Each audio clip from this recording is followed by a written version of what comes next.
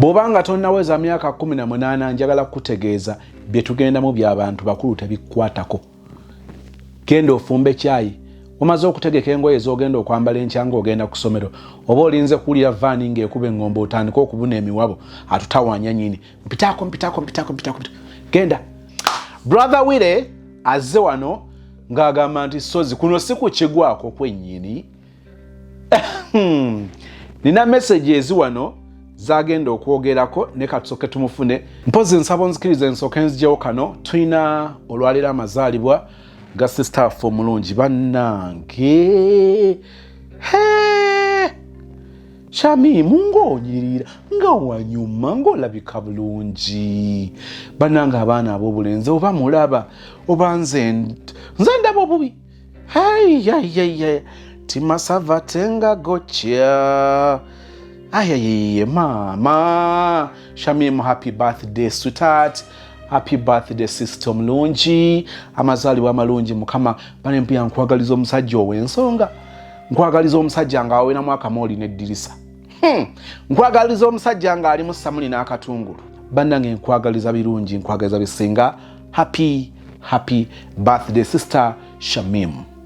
Brother Wile azze wano ng'agamba nti sozi kuno si kukigwako kwennyini. Nina message ezi wano zagenda okwogerako ne katusoke tumufune nkwaniriza era tukatandise mu butongole. Kyambuukako Sunday eno kennyini sozi muyina ekintu Mr. Sozi muyina ekintu kye watugamba nti omuntu olwangawo nga muludde nga temwerabaye nti tabayoomu. Mr. Sozimo kiwayogera kituufu. Olaba ezi message ze nkusindikidde. Oyo gayi gw'olaba Sozimo nakula naye. Twasoma naye primary. Kuba yali mu P4 nga ni mu P5. N'agenda mu P6 nga nze ni mu P7. Mr. Sozimo oyo gayi teyaligge. Naye Mr. Sozimo kyambuuseeko. In fact nade nganye no bikusharingira ye. Nina gambya kikino kya busirize. Simanyi Uganda gyeraga. Gayi nabiera naye. Ebbanga eriso mu myaka kangaminga 19. Tusomye wamu tubadde ku kyalo kyekimu. Oyo gayi gw'olaba. Sozimo era kiwaga nti olwangawo meeting omuntu. Kituufu abantu Sozimo bakyuka. Sozimo okimanyi gayi yabadde ankwana. Nenga gayi teyaligge nabeera naye obulamu bwange bwonna nga sigge. Ne over the weekend namusinyikira voice note nangamba long time oba likusigira voice note TikTok yangu neno WhatsApp yange nayinako kifaananyi naginkisaddeko nga ndaka akanyama kabode nasaka ekifaananyi nga toli mu saati wayi yalowooza nti ndigge kagaya ngamba asindikira ekifaananyi ekyo. Nonze sasooka bifaako nga mbuuza lwaki njikusindikira. Ndi gwe tusindikire kiyina obuzibu. Sozimo gwaliwo kyoludde wa musajja munno. Mr. Sozimo omusajja munno nagamba nti sindikira ekifaananyi. Oba nowira musajja munno agamba eddoboozi we bali kunsindikira voice note. Omusajja akigambe sindikira ekifaananyi. Sasooka kifaako nimbuuza lwaki. Nangamba it means a lot to me. Ekifaananyi kyange kimininga a lot to you. Mr. Kifaako. Conversation ezo ojazisoma ozirabe. Gayi yali ankwana. Ninga Sozimo. Gayi teyaligge. Sozimo abantu bakyuka. Bane gayi kyokka manyi taata we, manyi maama we. Gayi ayina omukazi n'abaana babiri. Banenze Sozimo kyambuuseeko. Kyoga mazima omuntu by the way nebisiyaga byo mpulira sema government yayise etteeka tuweze ebisiyaga nenga simanyi nti biri mu bantu bye tumanyi. Gayi Sozimo omuntu gw'omanyi ddala mukwano gwo yali best friend wange ate yagala okukola ebintu ebyekisiru. Nze sirigamba nti oba ndi munnaddiini nnyo oba nti nsaba nnyo naye nze nkimanyi ekyo ekintu si ky'Abafirika. Ne gayi gwe nadde mmanyi kuba yasooka nangamba kanzije wakaawo oliyo wekka. Nengamba yiye musajja kyayinza okungamba okujja ewaka nga ndiyo nzekka. Kumbe gayi agaba bisiyaga bananyina kankanye kyankubye wala ndi musajja naye gayi nali naye twabe n'obukanaku omulaba takirina mu bwongo oba yakiyiga atya tuzimunzi kati gayi olalaba nti oba mbiganye biki kati yeetonda simanya yali vibe katono nnyo omwagala tukyagenda mu maaso naye nga bwe nkutegeezaako kuba naffe aba Dembelyo Airport Pickup ova bweru okomawo Kyaddondo tewandyagadde kutuukira mu famire y'obutereevu 1 tujja kukola ogw'okukunona ku kisaawe Dembelyo Airport Pickup tujja kunona ku kisaawe tujja kutegekerawo okusula obeere safe mu kifo nga ddala kyekyo ekikuleetera okuwummula oluvannyuma lw'olugendo oluwanvu oluvannyuma lw'okuleppoka here and there n'ogamba njagala mpumuleko then male zisinkane projects n'ebindeese e Uganda mu butongole Dembelyo Airport Pickup ejja kubanga ebimala.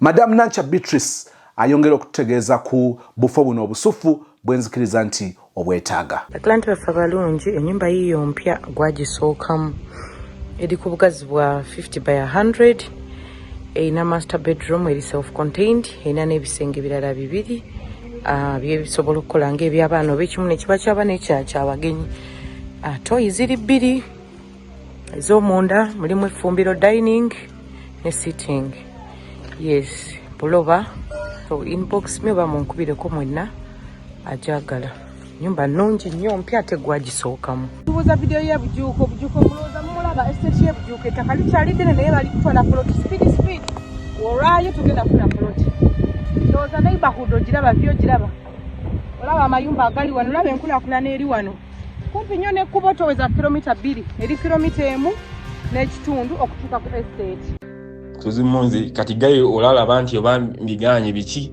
kati yeetonda simanya yali vibe biki sozi moyinza osonyiwa omuntu ng'oyo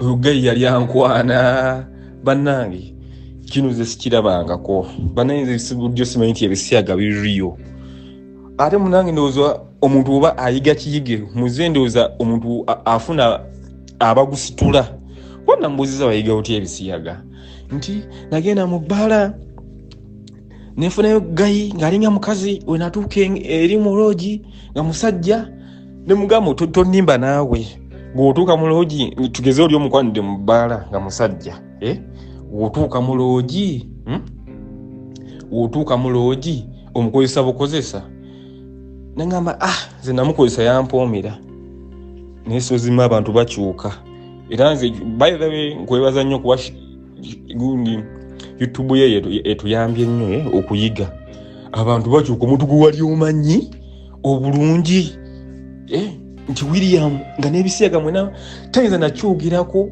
oba yakiyiga atya simanyi nekyankuba wala nnyo yali mukwano gwange nnyo kimpadde obuzibu obubikusindikira naye nga omuli nti musomesa eggwanga bannange nze nsaba abantu gayi n'obanga omumanyi nomala emyaka 5 nga tomulaba manya nti si oli gwe yali omanyi people change so zimo ogayi afuuka ge naye nga alina abaana ababiri mukazi we mumanyi taata we fine yafa naye naliwo nabeeranga waabwe omuze teguliyo oba omuze yagujjawa zisimanyi so zimo abantu bakyuka ekyo kyo sibo kitugamba nti William gwe wali omanyi emyaka 5 mabega emyaka 10 abamulala obugayo omuze yagujjawa naye tegwamulimu era ekyo kinyuze kyemaze olaba si kizaale oba omuntu akiyiga atya ko kyemanyi ku gayo ye yali yegatta nnyo bana bebaka n'abakazi nga bangi naye ate oba yakyuka atya nadda ku basajja banne naye nga yabadde ankwana ekyasinze okunnuma butampa kitiibwa sozi mongo oli yali mukwano gwo onooba obayigaga zigaga byose omugamba ebyo byekisiru wana mbuuza yava question wafuuka ge nze Masi owa Masi's Quality Beddings esangibwa Nansana ku masitowa mwebale twesiga mwebale tuwalira ku Masi's Quality Beddings tutunda ebyomu kisenge ebyenjawulo ng'amasuuka ironing boards tutunda curtains tutunda bed covers, tutunda door mats, tutunda amatawero, tutunda pillows, tutunda wardrobes ezo kisenge, night wears, air furnitures, ebitebe by'omukka, emifaliso egy'omukka, carpets tuzina, byonna ebyomu kisenge fe abadiringa nabyo. Massive Quality Beddings esangibwa Nansana ku Mastowa opposite stage y'Ekyebando makati ga Cheap Hardware ne Shell Petrol Station. Enamba y'essimu erine ku WhatsApp eri 0770721998. Kwana mbuza I have a question. Wafuuka ge? Nangamba munange nsi wekyo wesimanye nsi yakyuka biki nigo ofuuka otyo ge kyokka nensinga ekyasinze okuluma masozi mo oyo gayi nga tukyali bato baali bakatuliki nga babakuba n'emiggo bagende ku church ne balokoka nga maama we taata we taata we yafa mukkiriza maama we muntu omusabye nnyo bonna waabwe eddiini yaliwo ne from nowhere atuvuga otyo omusiyazi omuntu akuziddwa mu ddiini ne kati kyezaffe tebikkirizibwa naye kati simanyi obaye kati nze bujjo sikkiriza nti ebisiyaga gyebiri naye ebisiyaga gayanga naye ate abantu waba nayogeddeko n'abantu nga bangi oyina ngamba nti omuntu wayiga omuze omubi atuuka ekiseera nga takyaswala kwa neewuunyiza kati gwoba oligge waligambye awiya mwana manya nti ndigge nja kuswala neggayi teyaswala yali agala kundya bisiyaga nze ndi ebisiyaga kyova olaba singa buli muntu asobola abantu bokula nabo beesonyiwe buli muntu ensi emutwala lulwe ondyo banayiso zimu nakankana gyali kiro sande eno ewedde nakankana kuba olwo ekintu kyotasuubira from nowhere omuntu gwe wali omanyi obulungi ki ekikyusa abantu Mr. Sozimo zizo nzikusindikidde zisomeemu ate sasana wira simanya mu bulamu oli waddemu okukola buli kyoyagala ng'okola kikyamu omuntu alina omukazi n'abaana kiki simanyira kumanya nze natidde kyankubye wala banenge ebisiyaga Mr. Sozimo gyebiri ekyo kyo nakkiriza nali manyi saakaasi wa gavumenti naye gyebiri ate biri mu bantu bwe tumanyi kati oyo gayi nasiiba nga neewaawe tuzannya ffenna nga tekimuliimu nga mulamu musajja akwana abakazi naye ndowooza guno oguze oba omuntu aguyiga atya simanyi kwanza okuva olwa neetondera simanyi nali mu vibe simanya biki naye ng'alaba nze oba nakigaana bugaanyi kitegedde naye ate oguzeego ogubi lwaki okwana mukwano gwo omuntu gwomwakula munna ate gogamba ebyekisiru bagwa bangambye nti omuntu kasayingire muze omubi aba takyaswala naye nga ne maama nade ngamba bangenezerage maama we ku maama we gyali ninga naye kiyinza omukutula bw'oba weetaaga ebibajje eby'omulembe Aisha Najemba Furniture Mart Banda fe ansa tukola buli kibajje ky'omanyi ng'oggyeko coffin tukola entebe ebitanda emmeeza sideboards TV stands furniture w'amafumbiro nga byonna bikolebwa mu miti egyalagibwa ku Aisha Najemba Furniture Mart Banda okkirizibwa n'okusasula mu kibanja mpola okumanya ebisingawo jangu ku showroom yaffe gaggadde esangibwa Banda opposite n'ekipande kya Nabisunsa Girls oba yogera ne Hajat Aisha ku noti 7 noti 5 nkaga mwemo 94 noti 3 Aisha Najemba Furniture Mart Banda abeesubwa mu nsika ya furniture nade ngamba bangenezerage maama we ku maama we gyali ninga naye kiyinza omukutula kuba kitiisa maama wo amanya atya nti oligge ekintu kiwakula tomanyi in fact kati bino ebyokubeera ebyabagge simanya lesbian biki guno omulembe gwaffe ne 2025 ebintu tebyaliwo nese buyangamba nti ye it's natural kijja buzi ninga ne ba girlfriend abamu bamanyi bayagadde ye yali muntu nga yenga omuntu nga yali mukwanyi naye engeri gye yakyukamu okufuuka ge zizo zisomeemu Ugenda kumpa amagezi mukolere ki kuba wempira ze by the way empira za abantu bangi koguno muze mubisijja sirika busirisi kiyokuba ali mukwano gwange ninga bino guyenga teyansa mu kitiibwa kubinsindikira simanyi your pick means a lot to me omusajja atongambe nti nze kati nze nsikirizawa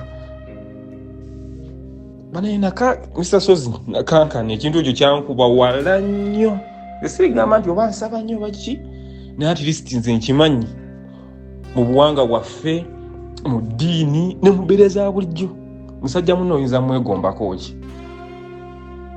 kwa yasooka n'angamba nti oli transgender kati nze yali akwana nze ndi musajja kikyayinza okunneegombako kati Mr. Sozi message zayenze ziri mu green oba olaba mu video obwo ezo ze ziri side eri ze messages ez'ekisiruzi yali aŋŋamba kubanga nade nsaza obutasharing ndio naye nagambye nze nga yammanyiira gwomuzeego omubi kwamya twakubana n'emize emibi oba otya nnyo omuntu gwakola naye ogumanya nese omusiru yali ayagala kunsiyaga naye nga twakula ffenna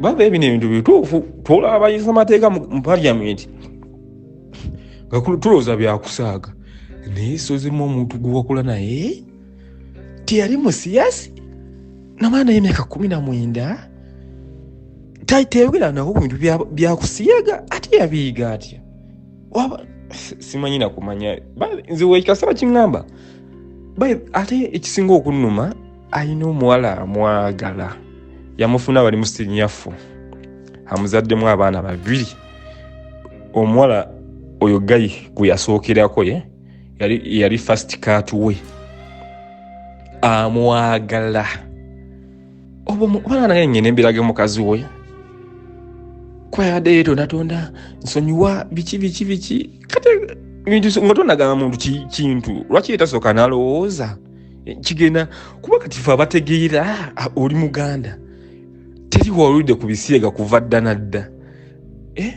okwana otya Mr. Sozi byebyo eyo nsonga emu brother gy'alina ayina ensonga ey'okubiri gyenzikiriza nti nkulu nnyo eri abaana ab'obuwala mujjukira bwe twayogedde ku sister omu eyagambye nti oba yeesanze ng'alabika ali too principled kugamba oba asussizza nnyo okweronda asussizza nnyo amateeka brother agenda tusisinkanya obulamu bw'omuwala gwe yasanga ye nakkiriza nti yes nyinza okuba nga nze omusajja nyinza obutaba musajja asingayo mu nsi naye nzikiriza nti omuwala ono yansubwa nzikiriza nti omuwala ono yasubwa olulenzi nga nze agenda kutubuulira ensonga asinziira ku kyokugamba nti omuwala yamusubwa nga nkomentinga ku bisoose nze nsirise brother nsomye conversation wano conversation zongo omulenzi akuli bize naye mbabuulire nze gwe mulaba wano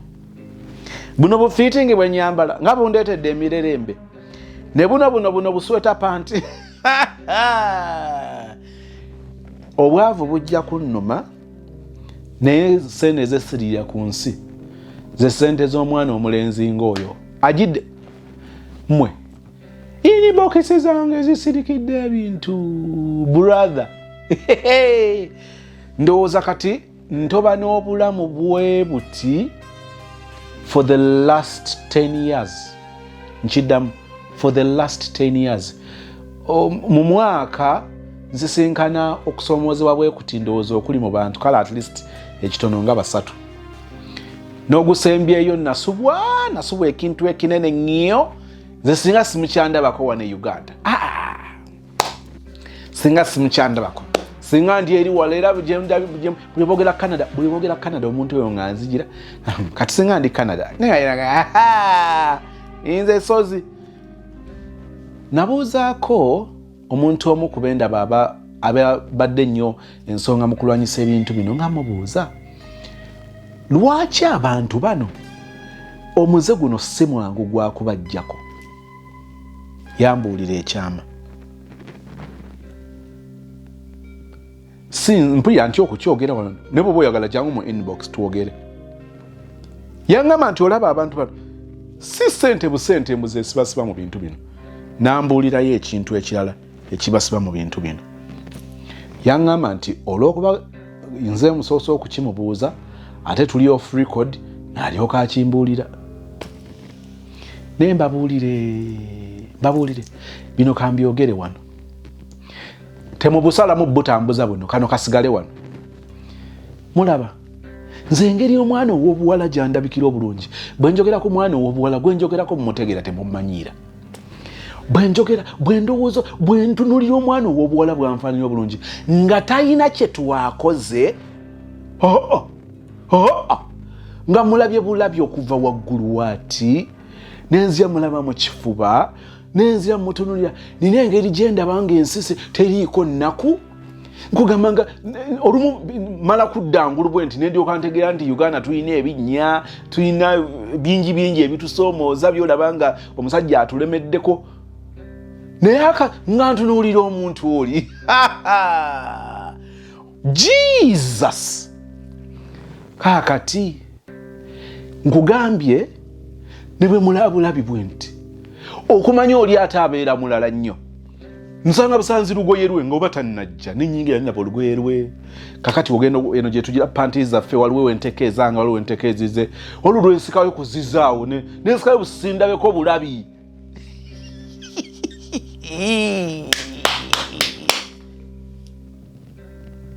Eddoboozi ne bw'aba nkuba akaama kalala ne bwe ndeeta omukono engalo n'enzimuyisaako bwe nti mulala.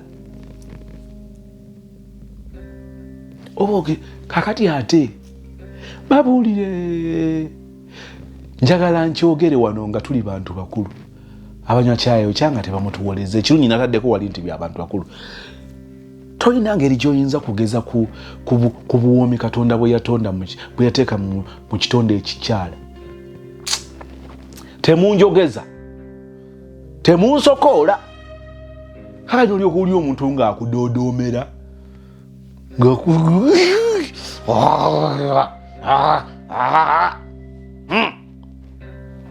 wamma brother Wile sorry waliwo wonsesezanga ogamba nze lwaki teyampadde ekitiibwa nga teyampadde ekitiibwa njagadde okubitwalira maama we mbirage mukyala we munange bibeerayo nembabuulira ffe bebajja ne balangira mbweweeyisanga omukazi nabagamba ensonga zange ama muzimanyi nze nkuze nammange nkuze n'abaana bawala wenaganaga engeri gyondabikiramu waliwo neyamanyira nagamba olya mmeka bwe nategeera olya mmeka abula nabulookinga oli ekibuloka kyalinga kyani kya Aisha Najjembo Aisha Najjembo fane kya Matimu munjuga kiri ekibuloka kyajjayo wabula sijja kuvaayo naye bane bantawanya sijja gamba bantawanyiza bantawanya bantawanya Remy ekyo ekibazo bajjangu kyo nkikuwe mama batawanyaze naye nga bino byonna nga biri awo tugenda okulira ensonga ya brother ey'okubiri eri abaana abobuwala. Njagala okusaba bw'obanga oli mu Dubai oba Abu Dhabi ng'osobola okuyambako sister waffe ali a bit stuck mu Abu Dhabi talaba mulimu abantu beeyesize n'okugula omulimu obusente bwe bonna babulidde aweddewo kakati agamba nti sina bwe kati nfulume nzire Uganda bamikwana abafamire bw'obanga oli mu Dubai ng'oli Abu Dhabi ng'olina awali omulimu sister waffe anoonya mulimu maama kisista ekirungi kino ekintu kiramu ekirina okwagala kinoonya omulimu yamba nze kansembere ne ku screen bw'obanga olina omulimu ng'oli mu Dubai oli Abu Dhabi ng'omanyi awali omulimu jangu mu inbox tubeke engeri gye tuyamba sister waffe omulungi ali stuck ali stressed ali confused bambi anoonya mulimu jangu otubuulire ebisoboka nga tubisobola tujja bikola byetunasobola okukwasaganya naawe tujja bikola kakasa nti oli kwalaali jangu mu inbox bambi jangu twogere bambi munyambire kanyinaze kalimu omulimu bwe guba guli Abu Dhabi bwe guba guli Dubai n'olwedde nga gwe twogerako ye ali mu Abu Dhabi so si nti ali Uganda ali Abu Dhabi. Bubanga olina omulimu jangu mu inbox enamba nga bw'ogiraba ku screen awo, bambi onyambeko sister waffe omulungi abe ng'afuna ekyokukola. Jebaleko Mr. Suzimo wamu n'abawuliriza ba channel ino Pitibwa William oba kino kibe kibuuzibuuzi naye nyala kukola compliment ku story Mr. Suzimo gye watuwadde eyo mwalo oyo yagambye balina lugezigezi oba yaddibaye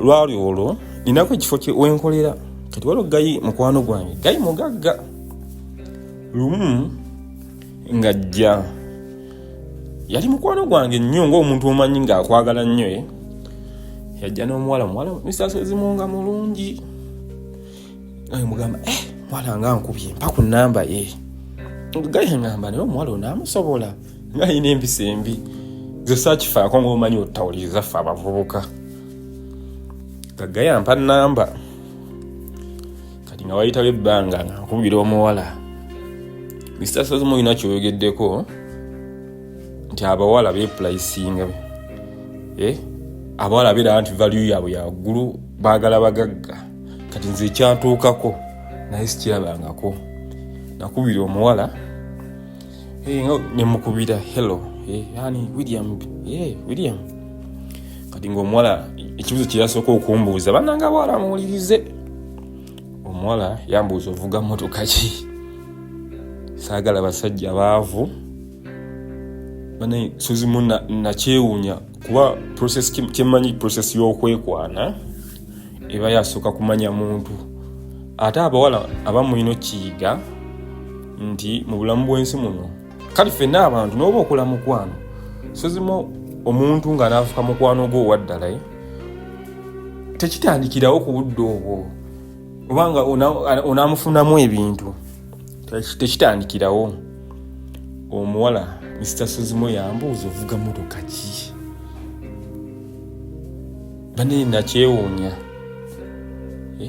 saagala basajja baavu kalina omulimu gwenkola kuba oli yali angambye oyo omuwala mulimbe abawala abeepangamu nze nga wesitaagala kulima nti nze mba nkwana omuntu mugamba mazima ne mugamba omulimu gwe nali nkola nagamba koga omulimu gwokola onaasobola okundabirira wallahi Mr. Suzimo omuwala we yaŋŋamba onaasobola okundabirira naye nga nze abiŋŋamba gwabigamba oli yali yampadde information kuba ye nkati nga y'omuwala oli omuwala alina bazadde be bonna babiri gye baliwa webali naye nga ono amulabirira na ankuwe yamugulira engoye n'okumwera yamuweerera naye nga ebintu bya ssaawo bannange ebintu bya ssaawo kati nga nange obusiru bwange nnemerako by the way waliwo story ezaali emabega bino mwali nga first date nti ekiraga omuntu nti oba onaabeera naye batobere naye nze saabuuka kuba omuntu agamba nti ovuga mmotoka ki takumanyi temunneemanya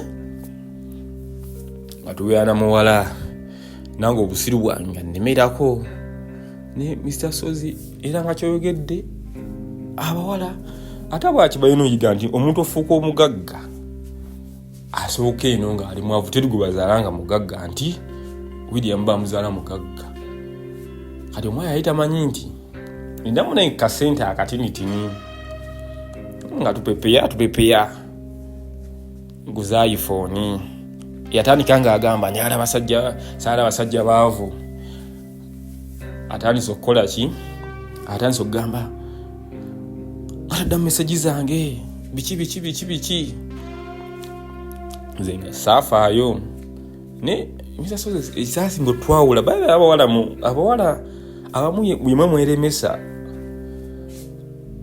abasajja kuba buli muntu kyemmanyi abasajja abasinga baba ne intentions ennungi naye Mr. Suzimo okwana omuwala intentions zo zikyuka ng'omaze obba naye ogamba nomwana naamusobola Mr. Suzimo omuwala yalina entitlement Mr. Sozimo zina sikimanyi nti omuntu ayinza okusaba ekintu kuba abawala badimaninga ayinza okusaba ekintu n'okimumma n'akaaba ng'oli omuwala wagamba nti mpa emitwalo 10.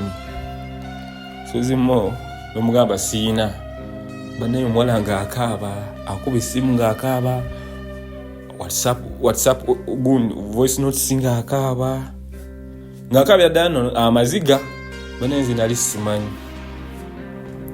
kuba naye olwedde nze bali baŋŋambye butawuliriza nti mama waabwe yabakuza bubi yabakuza oba yabakuza atya ng'omuwala akaaba nti nga tomuwadde kintu bannanga bavubuka abadeetinga naye nga si ye muwala bali Mr. Sozimo ine ekintu kiwayogerako yali mu introduction ogamba nti omuwala sookugyewo n'alaba TV n'agenda mu fridge n'alya buli kimu kati yali omuwala oli nga wajjewo fridge n'asooka gyeyo ebyokulya n'abirya plates n'aleka nga ziddugadde tamanyi nti oba plates bazooza tamanyi nti oba omusajja amulongooseza ku nnyumba naye nga ye wakusaba ekintu n'okimumma akaaba naye kyanga ate abawala abasinga kiri nnyo mu bawala indati kati abawala abasinga babeera nnyo ku social media balaba nnyo obulamu bw'abantu abalala balaba nnyo obulamu bw'okufeekinga obwo kati ng'omuwala ye muntu ayinza olaba ekintu ku TikTok okwo nanga kino lwaki tokinkolera toli musajja abawala bajoozi bisasoza bawala bajoozi naye neerabira bikigo by'omukoledde naye nga wana era guno omulembe gwaffe anyway nze neebulembinga nti otandika olaba ensobi gunoosalawo ozigumiikirize tikambeere mu nsobi naye nga abawala mwena kati ngaabayo kyemulina okutegeera nti nga omuntu yenna anaakuwa kisinza ku kiki omugattako misasozi kangereze ku ggwo n'asonyiwa nze natandika suuliza channel eno naleeyo ku TikTok gituzungirazungira eyo nga ku mboozi ya Shamira oba emboozi eyo gijjukira emboozi eyo nga ngiwuliriza nga ngamba emboozi eno nga njja ku YouTube channel eyo ate nali nvuddewo nga mpuliriza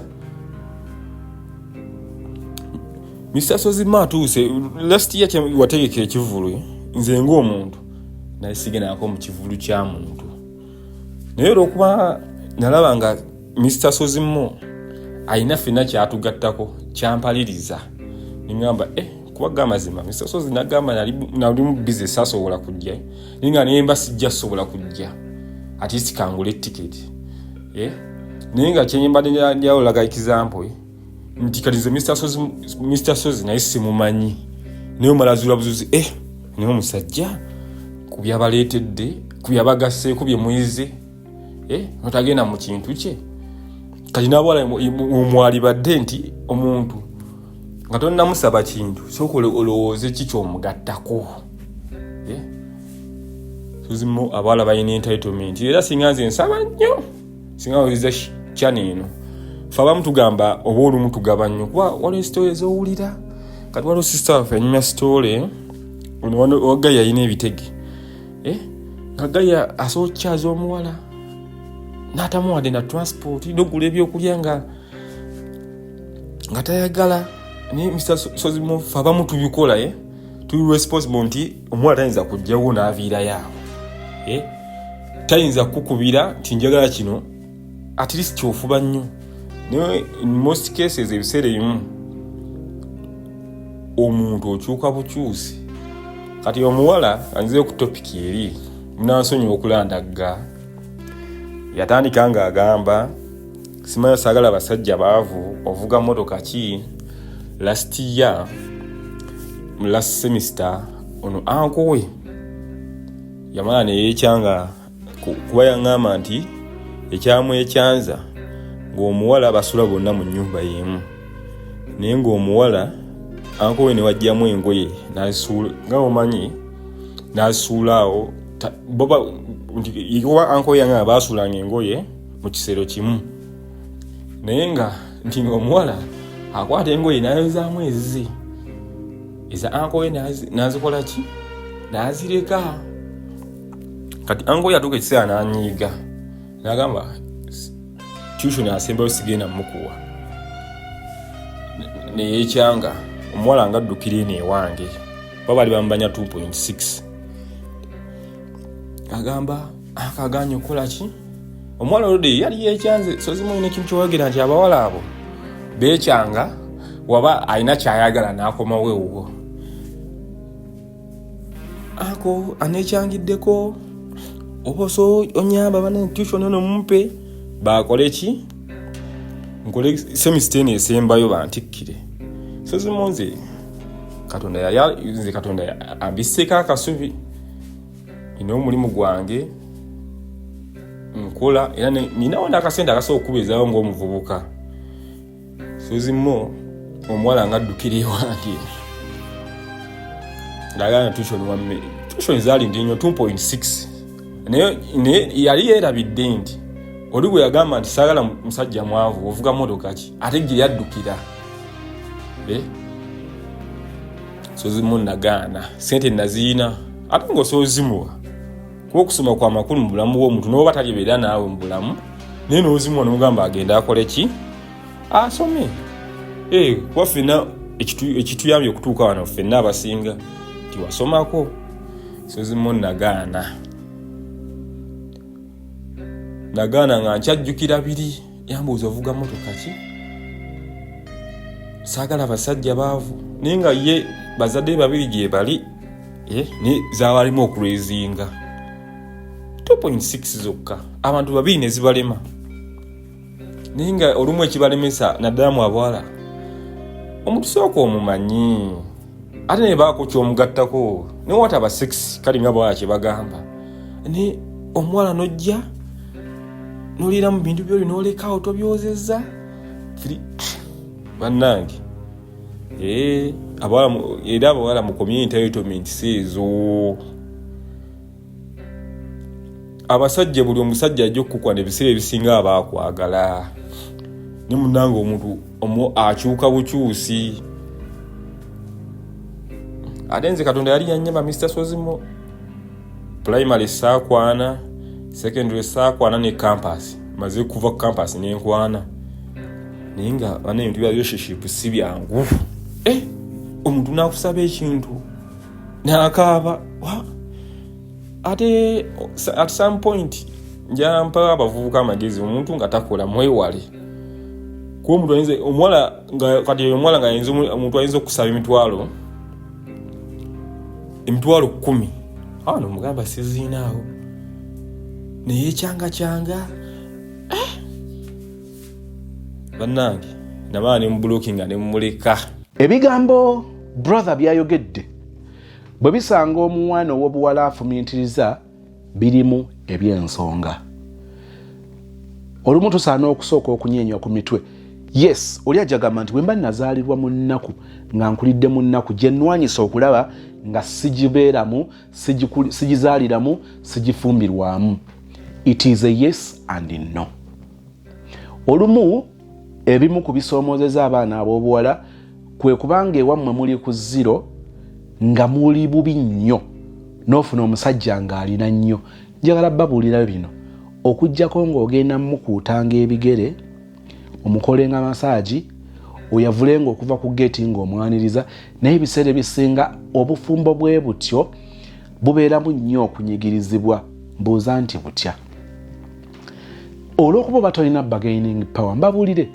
omusajja gw'osanga nga buli kimu akirina osooka n'oggwamu akakyamuukiriro ak'obugole n'akuleka n'oggwamu ak'obugenyi ngamba obugole munnanga akabanga bwe kayitawo omuntu ono alina engeri gy'alaga nga oba wooli oba toliiwo abeerawo omuntu ono alina engeri gye yeeyisa ng'alaga nti without you asobola okuliplacinga n'abantu abalala balinga 10 nga bali better ku ggwe.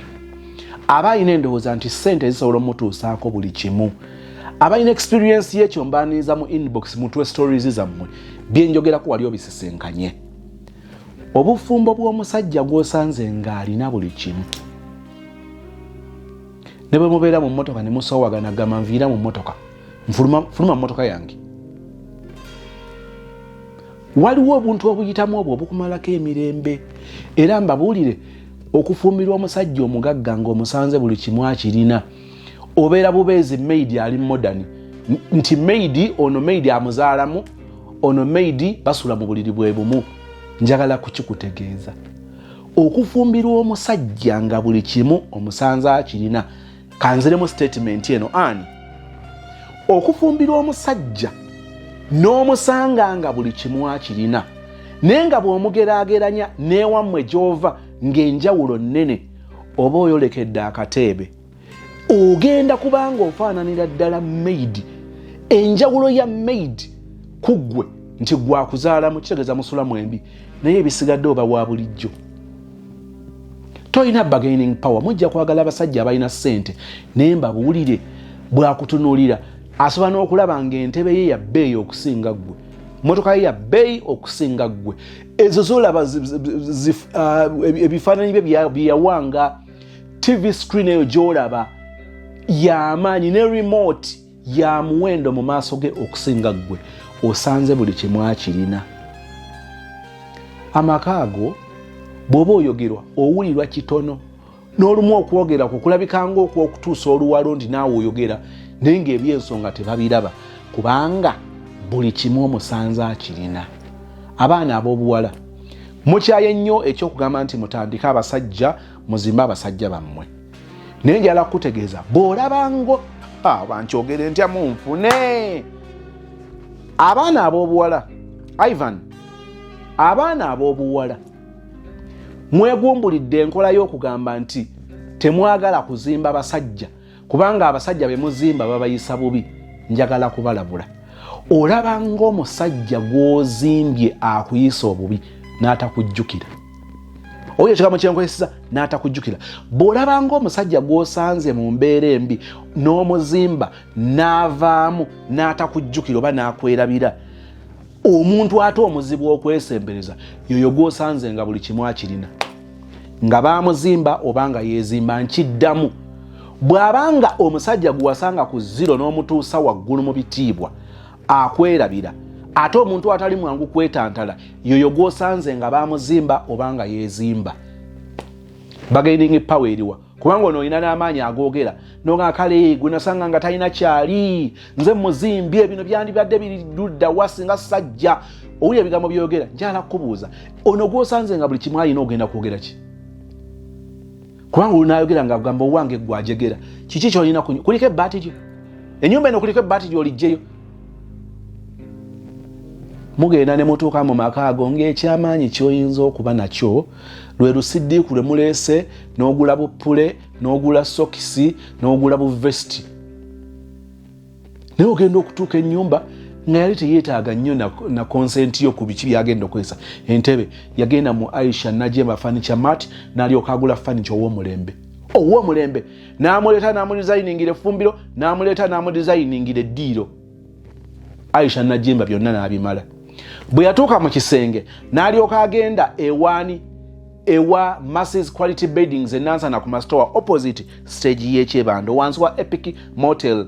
N'amuleeta n'amudesigningira ekisenge n'amudesigninga obuliri. Ekitanda kya Aisha Najemba omufaliso agujje mu Masses Quality Beddings wali eri enansana. Kakati ate blanketi, duvet, bed cover, bed sheets, domati, carpet, mosquito nets, buli kimunga Masi amazo kimuteerayo. Kakati gwe nojja ogenda kukola ki? Okujjako nga muzitandise mwembi ne musonda akasente ne mugende mu Aisha ne mugende wa Masi. Bwe yagenda mu ddembe lyo okugula ettaka yagenda yekka kubanga sente yazinoonya yekka. Buli kimu osanze yava mu ddembe lyo yava mu Aisha Najemba, yava mu Masi, buli kimu akirina. Kati kikyo ogenda asanga okyusiza n'obuliri ne kimutabula. Lwaki okyusiza position y'obuliri ng'ekitanda awo yali akyagala?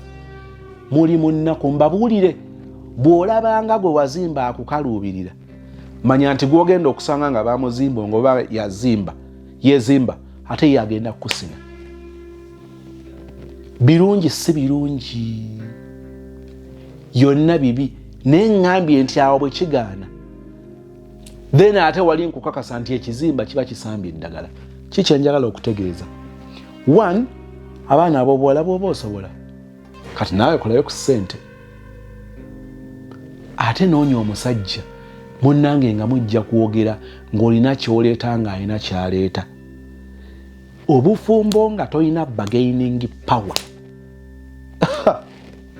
Relationship nga tolina bargaining power.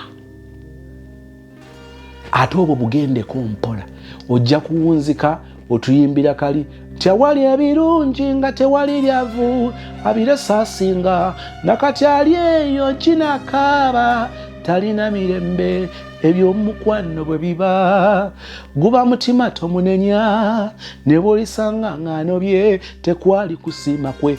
Yafumbirwa omugagga, buli kimu ng'akirina, asanyuse famire, asanyuse emikwano, kati baamuleka akirimu bw'omu, afaafagana eddi limusimbye.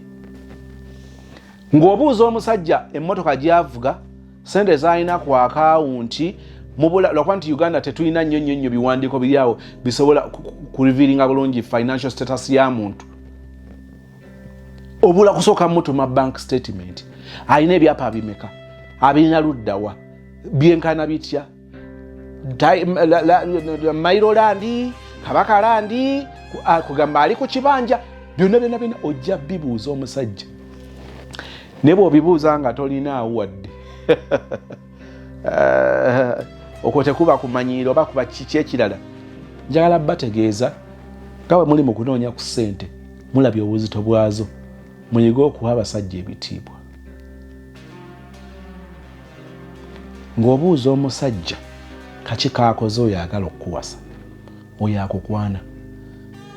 Singa tukugamba nti twagala otubuulize brother wo ali mu kukwana mwannyinaffe ng'ayagala omuwasa, akubuulire era olala atumeggwe gwe omwogerere, atubuulire biki byalinawo.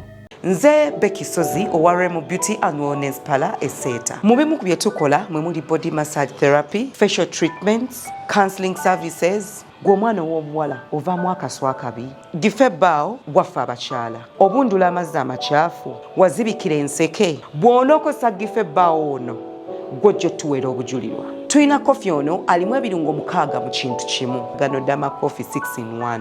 Mulungi eri abalwadde ba sukaali, mulungi eri abalina obubonero bwa kansa, mulungi nnyo eri gwe akakalu kano okuyita mu lunaku. Mu health wellness treatments tulina reflexology sandals, nungi eri abazimba ebigere, bw'olinnya wansi owulira nga afumitibwa mu bigere, zirelaxinga muscles zo okufumitibwa kuno ne kuggwaawo, ziyamba omubiri gwo okutambuza omusaayi, ziyamba ku bwongo obwo n'embeera yo eya bulijjo. Buli peesa lyolaba ku ssande eno lirina ekitundu ky'omubiri gwo kwe lituuka buli lw'ojambala. Olwo obujjanjabi ne bukolebwa ku mubiri gwo. Osobola okugigula n'ojambala mu ofiisi yo, awaka, osobola okugyegulira nga ggwe, ogigulira mukaddewo oba jjajja kuba ate abo bagyetaaga nnyo. Okumanya ebisingawo ku bino byonna, kolagana ne Remo Beauty and Wellness Parlour Esseeta ku nnamba ezo eziri ku screen yo for direct calls and WhatsApp.